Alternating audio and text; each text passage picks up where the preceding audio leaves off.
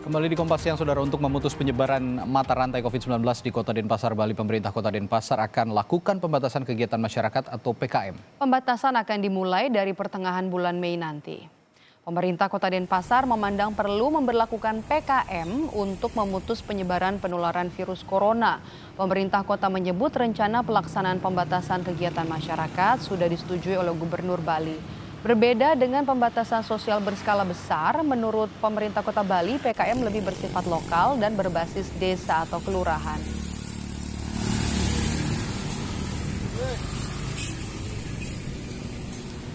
Bagaimana sebenarnya rencana dari penerapan pembatasan kegiatan masyarakat atau PKM di wilayah Denpasar, Bali? Kami telah terhubung dengan juru bicara gugus tugas penanganan COVID-19 Denpasar, Igede Dewarai. Selamat siang, Pak Gede. Ya, selamat siang Mbak Maidol. Pak Gede, bisa dijelaskan kepada kami perbedaan atau definisi dari kegiatan pembatasan kegiatan masyarakat. Kita tahu di beberapa daerah kan dikenal dengan PSBB dan ini katanya bersifat lebih ke kelurahan wilayahnya dan juga ke pedesaan. Apa yang membedakan sebenarnya, Pak? Ya, jadi selamat siang Mbak Maidol. Jadi pemerintah Kota Denpasar mengambil satu strategi kebijakan penerapan pembatasan kegiatan masyarakat. Memang agak sedikit berbeda dengan PSBB ya. Jadi pembatasan kegiatan masyarakat itu lebih dititik tekankan pada pelaksanaan protokol kesehatan. Jadi kita akan mulai tanggal 15 ini rencananya kita akan menerapkan peraturan wali kota tentang pembatasan kegiatan masyarakat. Itu mulai dari pos-pos pintu masuk Kota Denpasar. Kita akan lakukan penjagaan dan pemeriksaan kepada orang atau masyarakat yang memasuki Kota Denpasar. Demikian juga PKM ini lebih dititik beratkan pada basisnya di desa dan kelurahan. Jadi kegiatan ini dimaksudkanlah untuk membatasi atau mengurangi aktivitas atau mobilitas masyarakat yang berada di luar rumah. Oke, kalau misalnya di PSBB di beberapa wilayah di kota-kota lain yang ada di Indonesia yang sudah menerapkan PSBB, ada aturan untuk menjaga jarak di beberapa tempat-tempat pusat keramaian seperti di pasar, kemudian juga aturan untuk menggunakan transportasi seperti mobil pribadi dan juga penggunaan motor untuk tidak berboncengan. Lah, bagaimana dengan PKM ini, Pak? Ya, benar Mbak Maidok. Jadi Denpasar saat ini sedang merancang pedoman teknis untuk pelaksanaan pembatasan kegiatan masyarakat.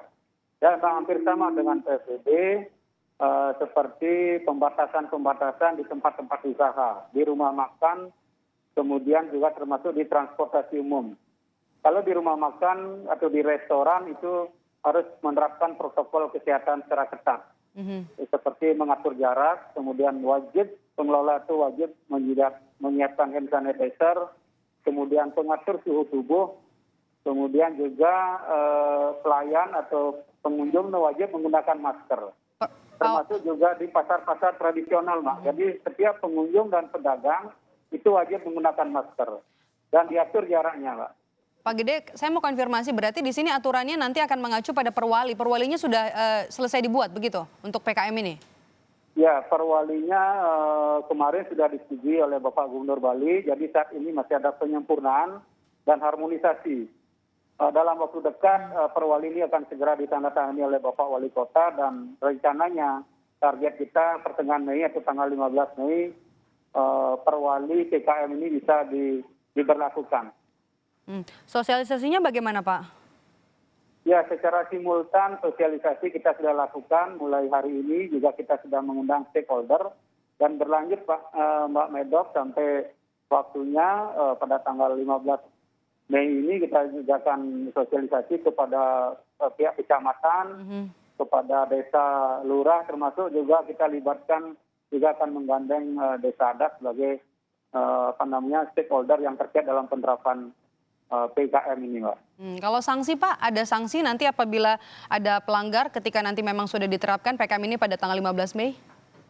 Ya, untuk sanksi memang lebih banyak kita titik beratkan pada sanksi administrasi. Jadi sanksi administrasi ini seperti umpamanya kegiatan usaha atau kegiatan niaga yang tidak mengindahkan peraturan wali kota ini, mulai dari peringatan, sampai penutupan usaha, dan yang paling berat bisa sampai pencabutan izin usaha. Oke, tadi Anda sempat menyinggung bahwa sebenarnya aturannya tidak terlalu berbeda jauh dengan PSBB meskipun angka untuk peningkatan jumlah pasien positif COVID-19 di Bali meningkat terutama di Bali dan juga di Bangli dan juga di Denpasar ya Pak? Ya, jadi untuk saat ini memang 3 hari berturut-turut ya di Denpasar nihil penambahan kasus positif.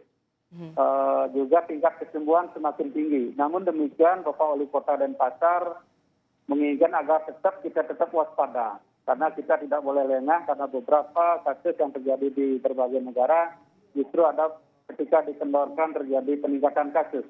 Kami tidak ingin di Denpasar ada gelombang atau susulan kedua, ketiga dan selanjutnya. Tapi bagaimana kita tetap mengajak masyarakat agar tetap lebih disiplin, penuh kesadaran untuk mengikuti himbauan, anjuran atau peraturan yang diterapkan oleh pemerintah.